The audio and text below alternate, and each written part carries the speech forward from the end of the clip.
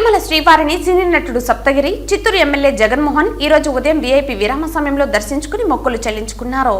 దర్శన అనంతరం వీరికి ఆలయ రంగనాయకుల మండపంలో వేద పండితులు వేద ఆశీర్వచనం అందించగా ఆలయ అధికారులు పట్టు వస్త్రంతో సత్కరించి స్వామివారి తీర్థ ప్రసాదాలు అందజేశారు.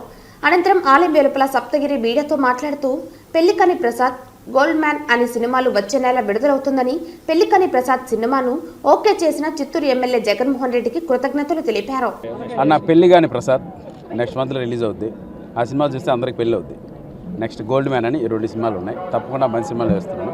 పెళ్లిగాని ప్రసాద్ సినిమా స్క్రిప్ట్ ఓకే చేసింది మాత్రం మా జగన్ అన్న, చిత్తూరు ఎమ్మెల్యే గారు. థ్యాంక్ యూ అన్నా. అవును, డెఫినెట్గా అన్నింటిలో మన ముద్ర ఉంటుంది. మా ఎలక్షన్లో కూడా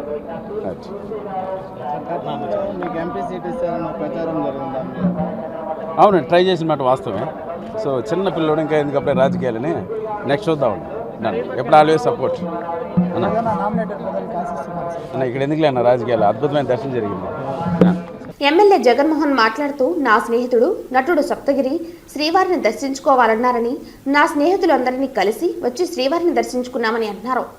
మంచి పరిపాలనలో వచ్చి శ్రీవారిని దర్శించుకోవటం సంతోషంగా ఉందన్నారు.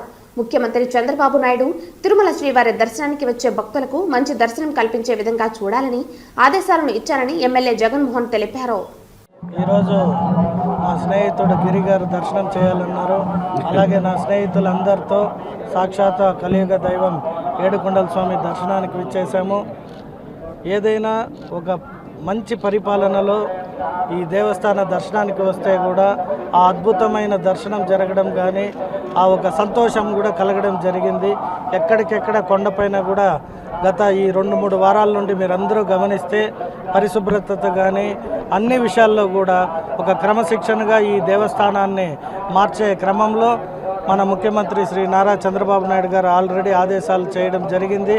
తిరుమలని ప్రక్షాళన చేస్తానన్న విధంగా మంచి అధికారుల్ని నియమించారు.